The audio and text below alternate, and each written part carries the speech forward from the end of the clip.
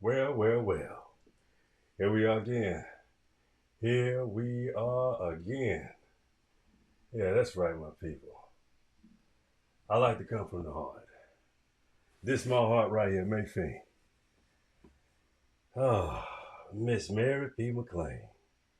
Oh yeah, she left us in 2019, December.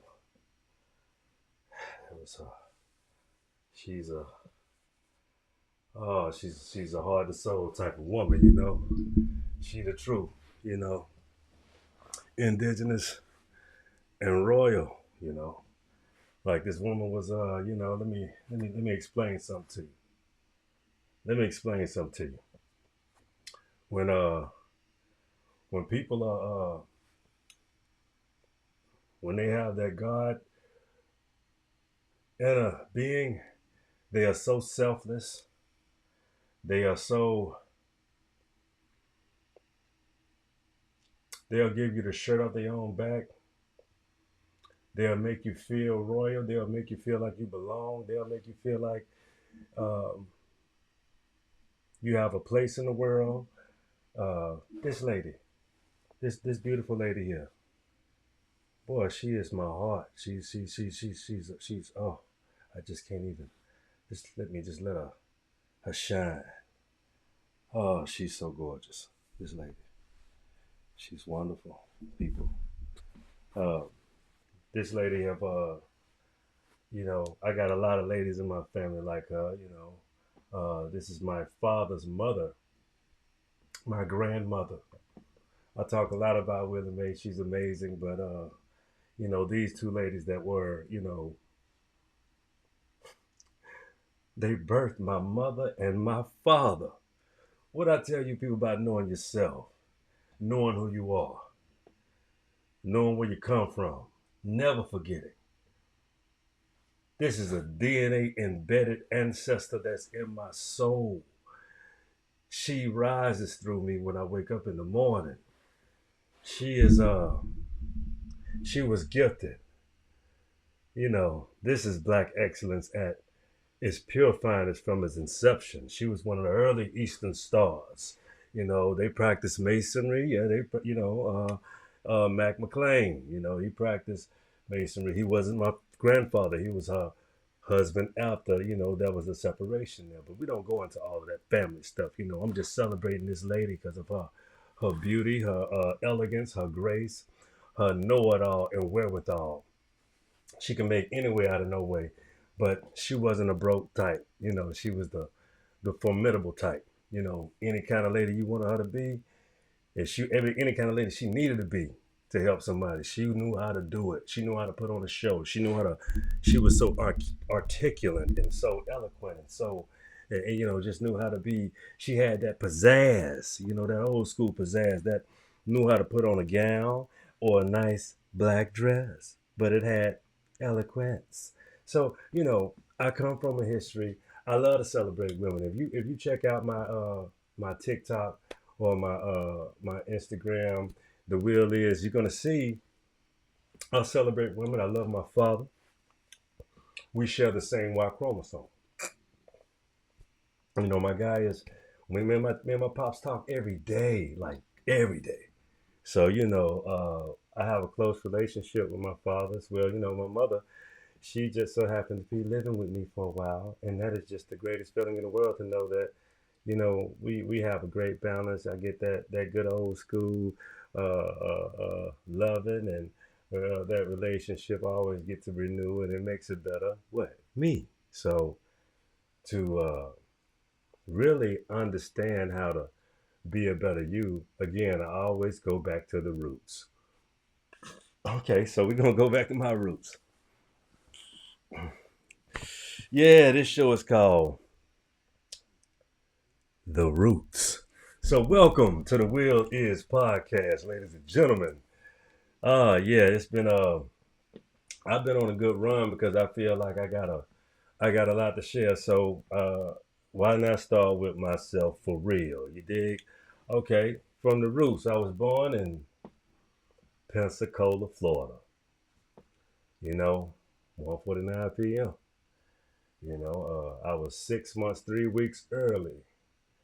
The doctor told my mother that it was a 90% chance I was gonna die. You know, but the doctor said he has a strong heart and a lot of will. True story. We don't do the fabrications of the ad libs into the on some. We don't bullshit here like that. This is the Will Live podcast. We don't lie. We come at you. You know, we come from the gut. So here it is. So um I feel like when I was, the devil tried to take me out so many times. I got pneumonia as a toddler. You know, I had strabismus, where I had two dominant eyes. So, you know, it would proceed to be cockeyed, you know, to where it looked like I had a wandering eye. But when I was nervous or when I knew, you know, things were wrong, I shifted. It was a shift. I knew it was a spiritual thing. But even when I can go to the eye doctor right now and they'll be like, hey, you don't need glasses. Just use eye drops. I have 2019 vision both eyes. Third award expert, pistol and rifle. We ain't even got there yet. I stare at screens a lot. I'm an engineer, so I have to take care of my eyes. Most definitely, I'm grateful for them. My dad, you know, he worked for the Naval Air Station. He was an electroplater. He uh, he very good at mathematics. Knew how to cut certain type of precious metals, and he worked with a lot of different chemicals and knew how to do shit. He used to teach me mathematics when I was like 13. We working through math problems on my summer vacation, and I'm introducing him to Tupac. I was 13 years old. I'm like, you know, Pop, man, this is enough, man. I gotta go. I'm preparing you to go to school. Yeah, he prepared me. I know equations and mathematics and all of that kind of stuff. But at the end of the day, it served me well. Those are very important, valuable times that me and Pops, kind of spent together. That's why I still talk to him every day. We still alive and kicking and well. Our relationship is intact. Me and my Pops' relationship intact. Me and my mama's relationship is intact. They ain't together, but at the end of the day, it's your responsibility to, make sure you become the best version of yourself, and the only way to do that is through them. I know some people don't know their biological parents. I'm extremely grateful and very, very, very uh, appreciative and blessed because uh, being able to confirm, know how to pivot in real time is even pivotal for me today as a grown man, and being respected as a grown man by your parents is even more rewarding. Some of y'all won't ever understand what I'm saying, but that's okay. Walk with me. Let me let you know. So I had challenges growing up in Pensacola. We moved a lot. As I told you, I grew up. I come from people that came from plantations, literally Indian plantations in Pensacola, Florida, Greenville, Alabama, Butler County, Butler Springs. And in Pensacola, Florida, Herman, Gaston, my grandmother, like I told you, everything came down through the woman line. So the maternal line, my grandmama was a retrieval of a lot of properties because that's how it went. That was the rules. That's how it went. That's how it goes. So the women was able to do that because she had all the children. And that's why when I grew up with all my cousins. I grew up with all of my distant. We weren't distant. We were all like brothers and sisters. That's how my granny had it made. That's how she had it orchestrated. She grew up. She raised us how she knew. Her daughters and all, son all. Blessings to my uncle Bub. Absolutely. That's like he was another father of mine. I lost my uncle Bub when I was 17. Blessings. So that changed my life. But we'll get to that on another episode, or we may get to that tonight. Who knows? Anyway, carrying on, you know, I was raised by old folks. I always ask questions. Uh, they answered. What older people appreciated at the time was being able to tell their stories. So when I used to sit on my grandmama's lap, when my grandmama used to come pick me up on the weekends, and I used to stay with her when I was 5 years old, and we always had that close connection and that relationship, and she always used to tell me these stories. And I used to ask, why do people look Indian? She said, because you Indian. Okay, all right then. You came from your mama, then your mama came from me. Yes, ma'am. Well, in this society, when you come from the women ain't like how men think it is. From the society that the world of the old world, women has a say so. And these men think they can just rule and run over us like that now because it's how that white man got them. They don't. They have a paternal society, and that was very inflicting. So to have a son and to be married and to know how to protect yourself, women had to move extremely strategically, to manipulate and to also, show their little stroll. You know what I'm saying? Know that they had it going on, and that they had multiple, interests. So a woman had swag, and it was important. You know what I'm saying? I was talking about Willie Mae, but I'm talking about the lady on the chest. That's interchangeable. This lady here, she came from parents that was of means, of means. My daddy Will was his mama was an Indian, so was he. And so my daddy, it's very important to have these what you would call oral traditions built out of love and truth to be shared, to know the power that is bestowed within you. Will Laster, okay? Her father, Mary Fiend Laster, that's her maiden name. She became Mary Fiend Willis and had 3 kids by John Willis. Okay. And she remarried to Mac McLean. So that's why you see the McLean, Mary Fiend McLean. Okay. So, but anyway, even Mac was a prominent Negro at the time. Was very deeply connected, simply because of the skill sets and we was the excellence. So I was able to see and experience a lot of wonderful things as a child. I had a beautiful childhood. It wasn't ugly, but I did experience a great deal of hardship due to, you know, uh, turmoil and bad decisions. Not made by me, but people, everything that's good, things come to an end. You have to regroup. You have to grow up. You have to pivot. I was raised majority of the time by my mother. So people grow up, people evolve, people start being me. What about me? Wasn't enough for me. So everybody know when you in a society where if I ain't got enough for you, there's a place in the world for you. You got to go there. You got to go out in the world. In the world, like the old folks, you got to go out in the world. So they try to have us keep things that were in the family, and a lot of us did, and some of us just didn't. We wanted our own. We got into the me first mindset, and that's not wrong. Life be life, and like I really need people to understand how life really be lifing, you know, um, and it really be okay. It really be just fine because let me explain something.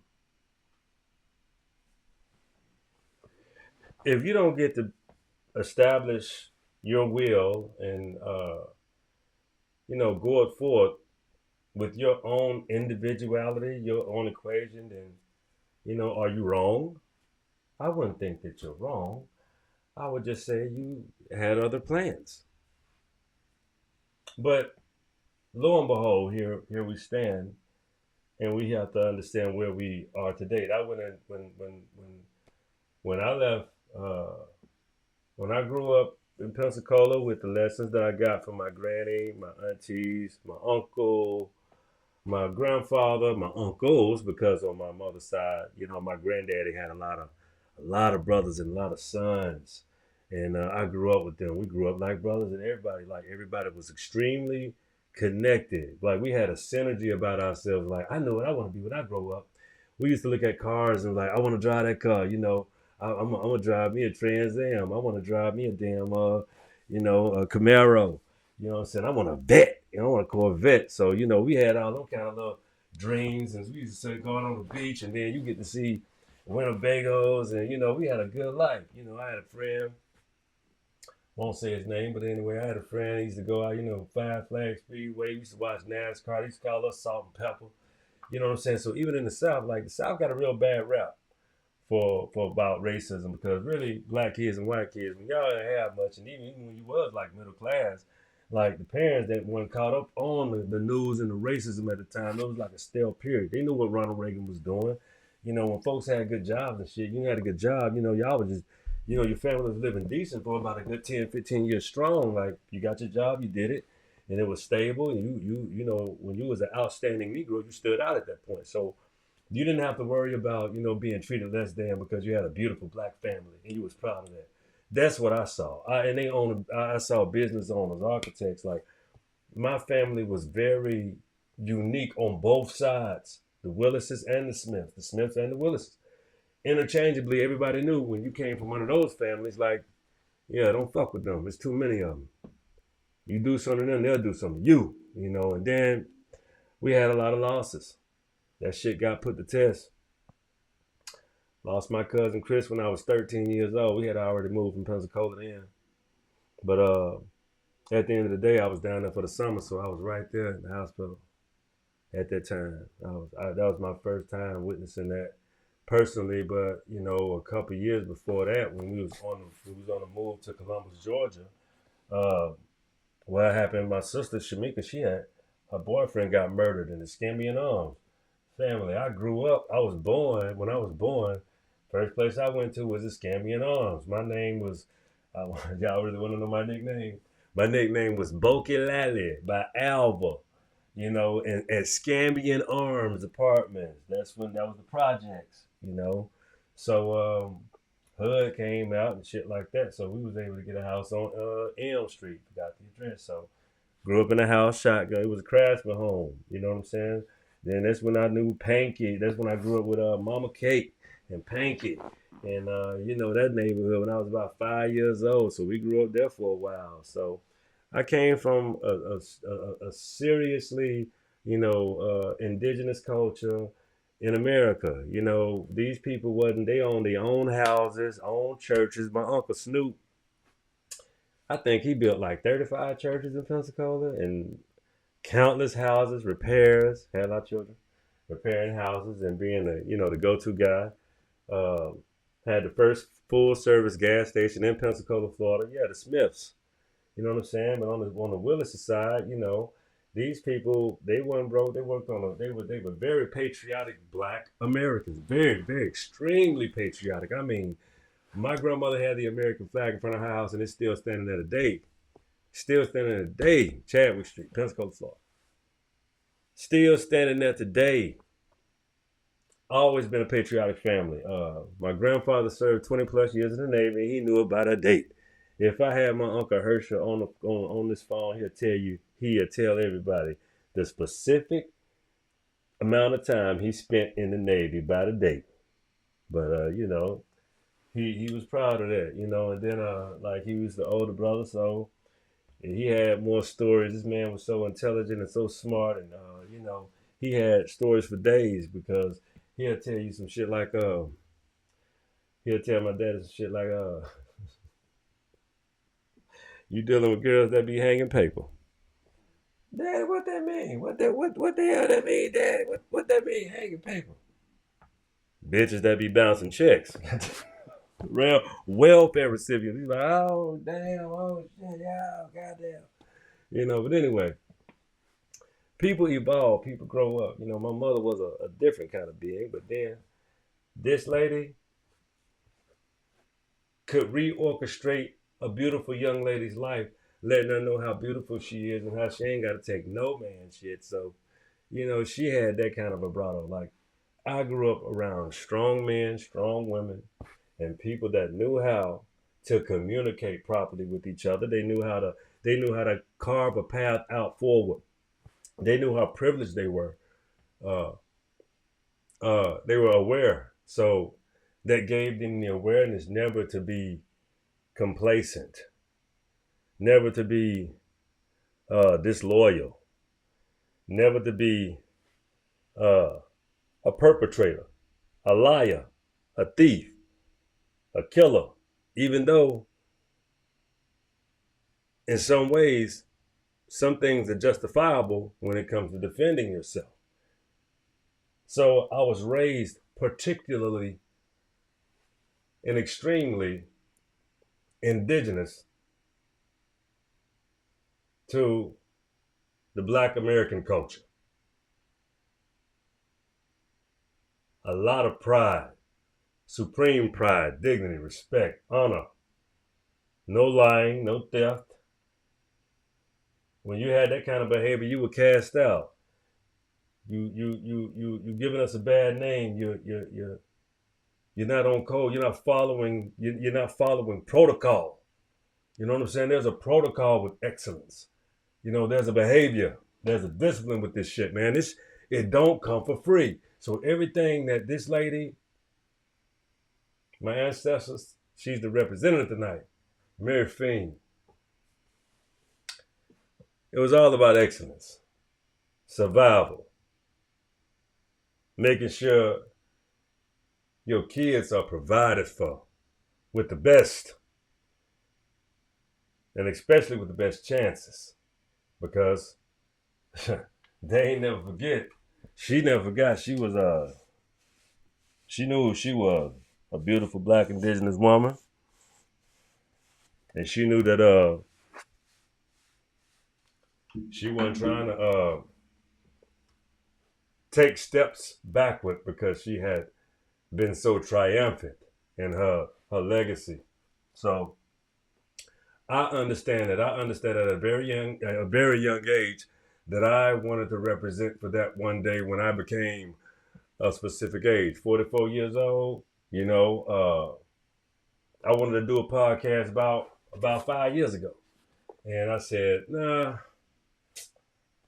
man, I ain't ready yet. I wasn't mature. Like I told you before, I wasn't mature. I was too. I hadn't had a certain things figured out for myself. I don't think I had been through enough. I don't think I had enough, specific struggle to where it challenged me as a man. It challenged my manhood as a provider. It challenged if I had some stick to itism, you know. It challenged if I had the ability to uh, last.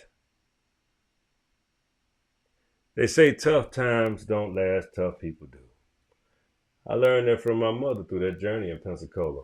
Moved uh, a lot of growing pains, a lot of triumphs, but a lot of hard times too. Always kept us safe. Always kept us in tune. Always kept us aware, and always showed our presence as being proud. And it worked. Certain things just work. Certain things just fundamentals. Fundamentals are essential. I say that a lot, but it's true. I want you to get that in your brain housing group. Shit is essential. When you understand how learning from a very young age, having some prowess, having some ingenuity, some gumption, some goddamn know-how.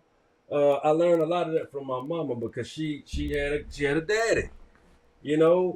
So men out there, when you got raise your daughters, man, it's precious, and your sons, but particularly, I'm gonna do a show because I'm gonna do a show with my daughter. That gotta happen too.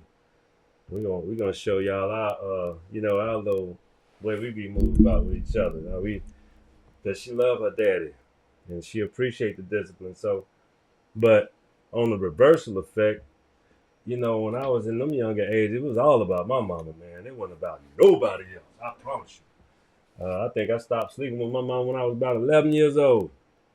That's how close it was. That's how close, that protection was. That's all you had. That's all you knew. Your whole life, the womb you came from. I mean, hell, that's all you got. That's all you ever have as a man, even when you're an adult. I mean, so your mama don't want you to be a titty baby. Your mama don't want you to not grow up. Man, your mama wants you to stand on your own goddamn two. So one day, when that day comes, when she needs you, you fucking there. You dig? I can speak that because come on now. We didn't. Hey, you got to check the last show. Follow me. But anyway, dig this shit, man. Moving to the last place we lived in, Cedar Ridge in Pensacola. Big house. And I went back and looked at that house. That house was damn near, a big old house was almost 2,000 square foot back then in goddamn 89 and shit like that, 88, 89. And I loved the house we lived in before that one. That was a big ass house. That was nice, but it was a rental.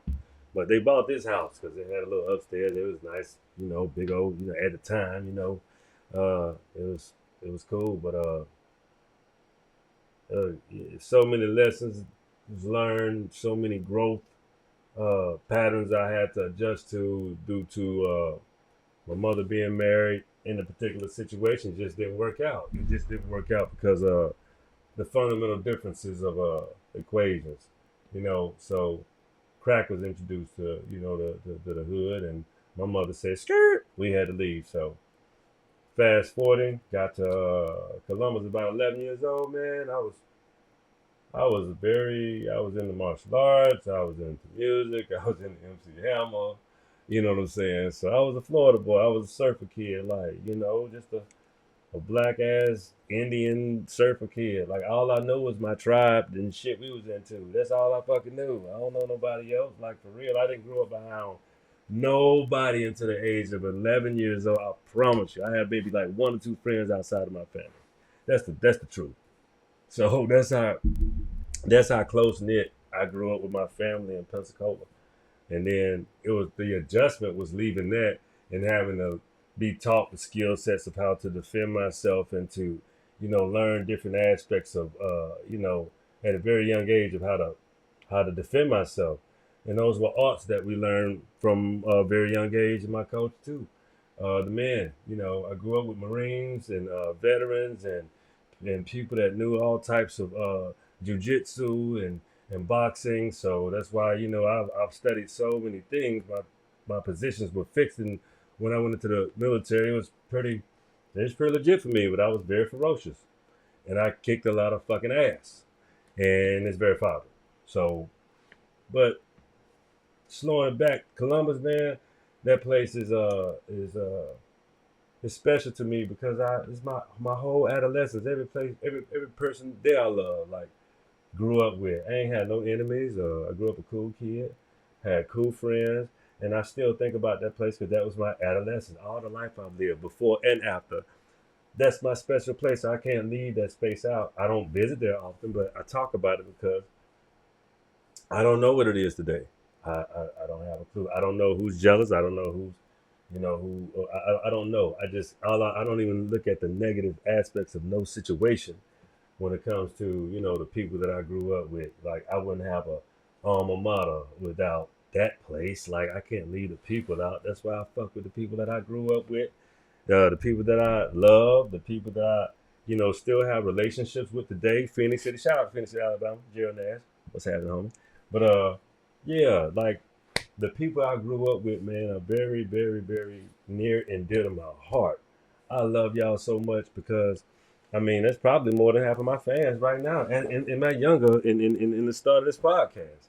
But I like giving it to you the way I do because it gives me something to do, and it also allows me to share with you the path of greatness. You know what I'm saying? Why we exist. Why we do what we do is because there is legacy involved. There's legacy involved. You got to think about how you got here. And I ain't asked to be here. You fucking snide bastard. But you here, bitch. What you gonna do with it now? So at some point in life, you got to take it by the horns. I graduated Kendrick High School. Uh, a lot of lasting relationships and friendships that I promise you I still got today. And it's all love. Everybody straight the fuck up. Even from the other schools and the people at Columbus Pier, beautiful city, a lot of resilient damn people. So I had to go back to that because, man, that's where we're at this stage of the goddamn interview right now. The stage of the interview with myself right now. The will is. So went in the Marine Corps at 17.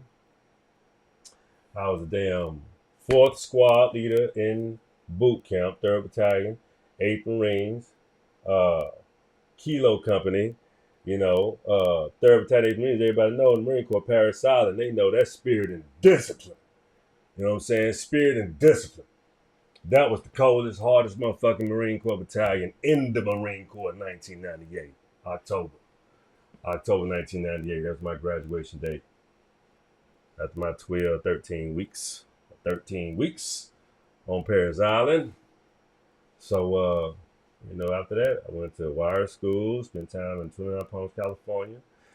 Man, had a little girlfriend there, and we was cool, and that ended, whatever. And she went to Okinawa. I went to 3rd Battalion, 8th Marine. God damn, that 3-8 came back around on my ass.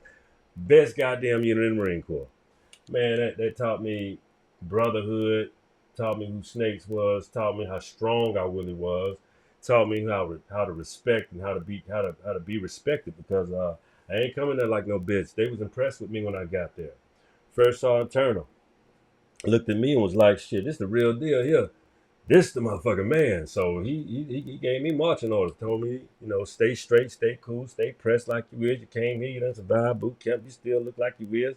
You still pressed. And so he basically was like, he was on my side from the get-go.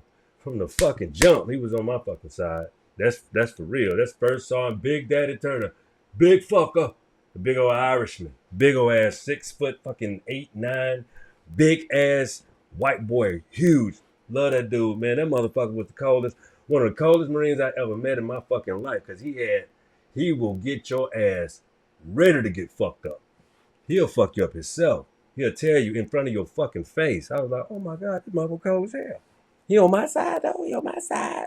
He on my side. Shit. I ain't gonna fuck that up. All I gotta be locked tight, squared away. I was I was a motherfucking tough ass Marine, but then I had an attitude problem.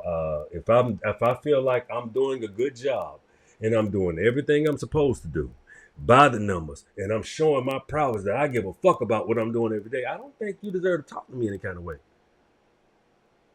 If I'm doing this type of job, do I need your fucking mouth? No, I do not.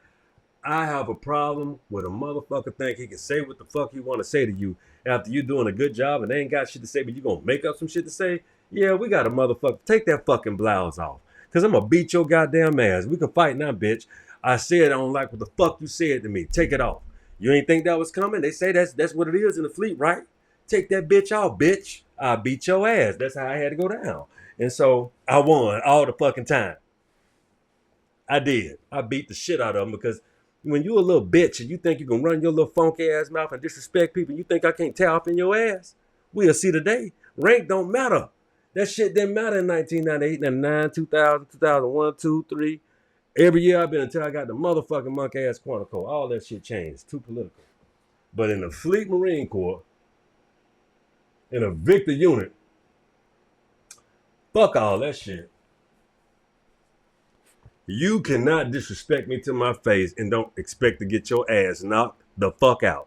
That's how it went. That's how it was. I can verify that by I know 200 motherfucking people. Marines that I know. I'm going to interview. This show going to be a long running motherfucking show. So I'm going to tell you like this. We're going to have some cold motherfuckers on here that's going to tell you some shit that we done did. We wasn't no criminals. But I tell you one thing. You ran up on my ass. You ran up on one of my partners. It was going to be a long motherfucking night for you. And you was going to be hospitalized. Or somebody's going to be scraping your motherfucking ass up off somebody's club floor. Because your ass just got laid the fuck out. Choked out, beat up, stomped out. Something bad happened to you for being just fucking respectful. And so, that's how I went in the Marine Corps at that time, man. That was a different era. That was a whole different era of fucking society at that time, man. So, them verifiable fucking equations that you have to deal with on a day-to-day, you get respect after a while. Motherfuckers don't want to, they don't want to fight in the street. When you knock a motherfucker out in the street, that's 2 licks. 2 licks. And when they hit that ground, that's another lick because you already hitting that ground, that's another lick. It's hard to get up off concrete. That's why when you really want to fight a motherfucker, fight him in the street. Because if you strong enough, if you get off on him first, knock his motherfucker, hey, that's what it is then, pimp. It wasn't unfavorable. We fought by codes, man. That shit wasn't just like walking up on, sneaking on somebody and knocking their motherfucking ass out. It wasn't no like that. It wasn't like, hey, yo, what's up? What's happening? Wow. No, it wasn't no shit like that, man. It was like, what's happening? You said this and what's going down and this is how what it is. When my nigga, if that motherfucker flex on some goddamn disrespectful shit, then that's what the fuck it is. You don't get time to fucking disrespect me, bitch. No. You crazy? That's how I go down. So always, listen, be respectful because you don't even know people. You think just because people ain't been to jail and they know how to conduct themselves because they have manners and they have good ethics and they have morals and they give a fuck about shit. You give a fuck about something and you weak?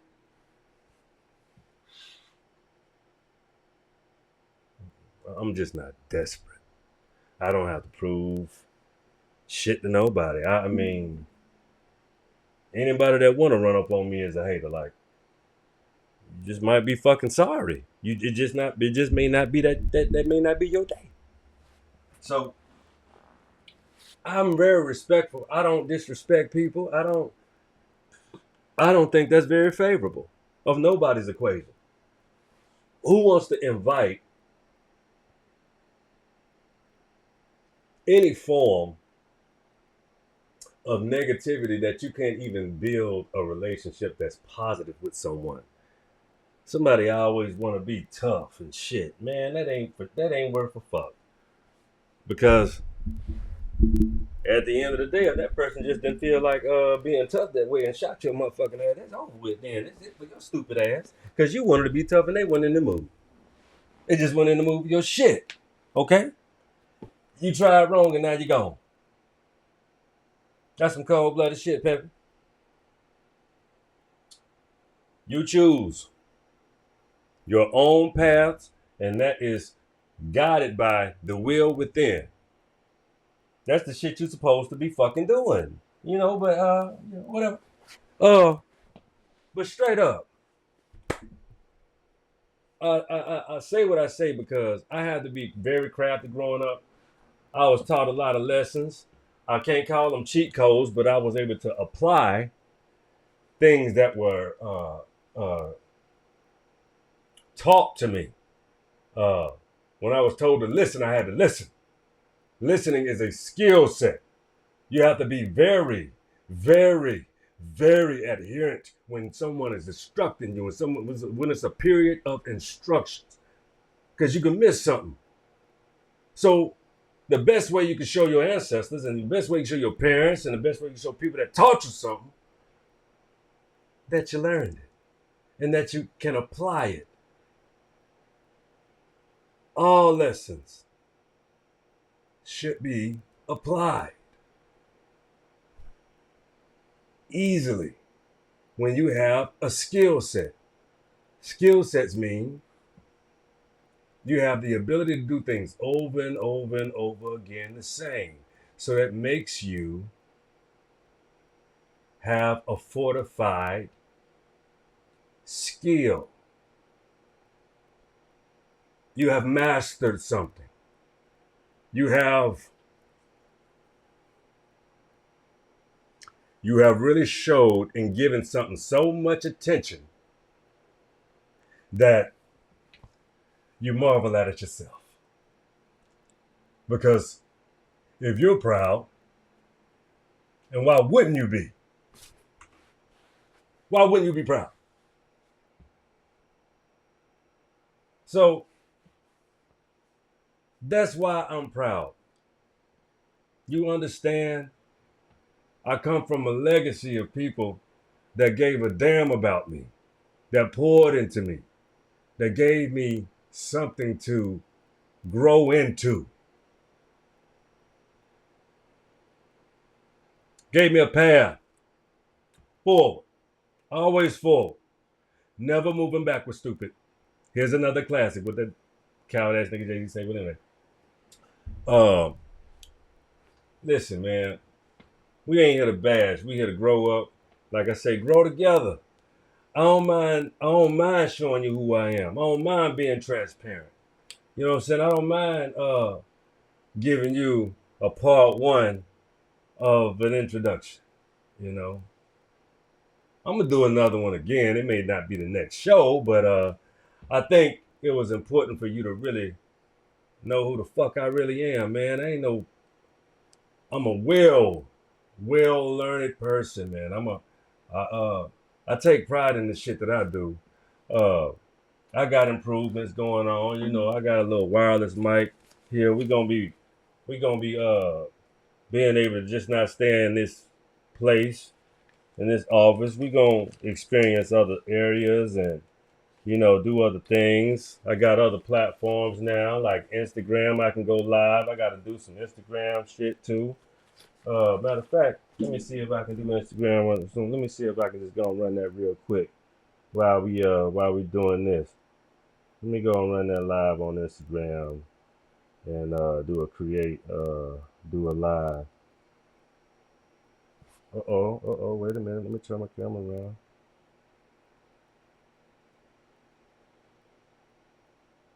Shit. Camera settings.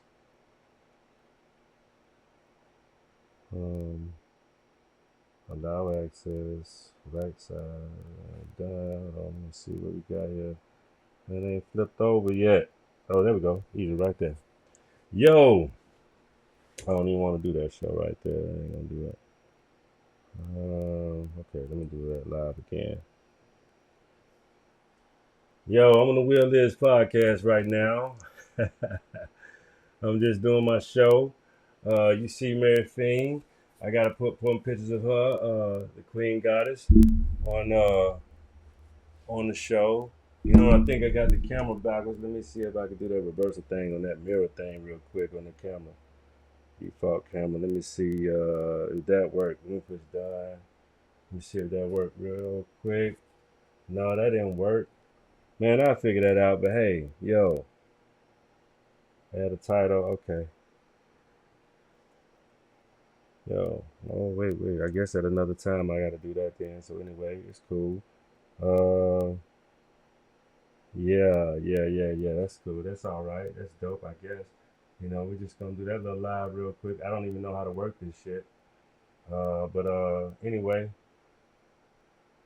Uh, yeah. Let me everyone. I'll share it with everyone, and you know, I guess I'll just end this live. This is the Will Is podcast. I'm just saying what's happening to everybody. You know, I'm on the podcast right now. I'm about to put a show out. But anyway, I don't even know how to do this shit. Anyway, I'm done with this shit. Okay, that's all good. Anyway, so yeah, I'm on Instagram. I gotta figure some shit out. I'm gonna be on I'm already on TikTok. You know, I put a lot of pictures and shit out there, you know, just to keep people abreast on knowledge. Once again, you know, the book reviews. Do the book reviews. You know, pick out a book. Let me know what you want to what you want me to go in on. Do my best to give you a good rundown from my perspective. So when you read it, you're gonna be able to pick up on some shit that you may be aware of, and it's gonna be a lot of things in these books that's gonna bring a lot of shit together for you because they have a lot of information. My current read is Columbus Was Last. That's my current read. I've showed you that shit already, but it's very intrinsic. From the start, it gets off, you know, crazy. So I'm reading it for the second time, but I use it as a reference for a lot. But I started this book 3 times, so I've gotten a little further this time because I hadn't. Because sometimes when you read a lot of books, you run parallels with other books to verify some shit, and you may get caught up in that one. So you have to always read in between, you know, your references so that your knowledge is fortified, so that you can always spit out, you know, that good information. You know, you can always give somebody without being an intellectual masturbator. You know, you ain't got to do that shit. You know, you can really give people, you know, tools to help grow themselves instead of trying to be some type of motherfucking messiah or savior or some shit like that. That ain't worth it. You know what I'm saying? Be yourself and you know, be a good example, be a good steward of people. It's okay to be a service person. You know what I'm saying? Like even as an engineer, I'm a custodian still. I have to make sure I look out for my teammates. I have to make sure I look out for, you know, myself. I have to make sure I look out for my customers. That's most important because the customers work in the same company. They always right. You got to fix their problems. It should be easy if you're studious enough. You got to take care of people. Period. If you that's called integrity, showing up every day, being on time. You know. But anyway, y'all. This was just an introduction show, part 1. Yeah, introduction show, part 1 to the host, Danny D and Devarron. You know, he put on a hell of a show last night. I thought, you know, I had to get some rest. You know, but most of the time we're in sync. Danny D and Devarron are in sync with each other. We coincide very well in this vessel. Okay, very well in this vessel. We coincide. But we don't always agree. We don't always agree. We don't always feel like we're on the same page. So we got to get it out. Maybe y'all going to experience one of our exchanges. Maybe. It depends on if I'm feeling some kind of way. It depends on if I'm in an alternate shifted way between Danny D and Devarron not agreeing and behaving with each other. So y'all might experience that. It's okay. It's okay. It's okay. I'll let them out. It might be entertaining for you. You might like that shit. Hey, it's just the shit that we all got. Them vices and them virtues. Oh shit. Yeah. Them niggas fight about the way they want to. They fight about their vices and virtues. They fight about how they want to go about it. But we live again. We stay cool. We stay solid with each other. Always. It just get a little aggressive sometimes. I'm getting older. I like to calm down, but he feel real young, and he feel real froggy sometimes. So I have to. Man, we cool as hell. We ain't even got nothing to be worried about. We just gonna keep our emotion good, slow, easy, and cool, and live life and be happy. You know what I'm saying? And we gonna educate and liberate and help us understand how to forge a new path ahead. We got to move forward, and he want to move forward too. That's his way, but we're on the same page. Just got a different way about going about it. So you may catch a perspective that's a little different sometimes from me.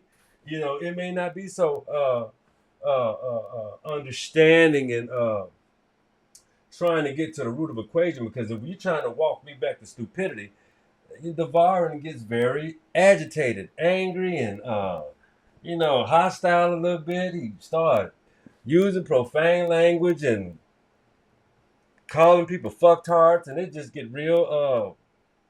He gets petty, and I'm trying to not do the petty dance. We want to keep this motherfucker moving, forward. But people are petty. And I can equip myself very well to learn this. Okay, we got it. Yeah. Hey, we're gonna keep a positive altitude. I love giving y'all my first true introduction to myself as the Will Is podcast with Danny D and Devarron. This is the show of the introduction.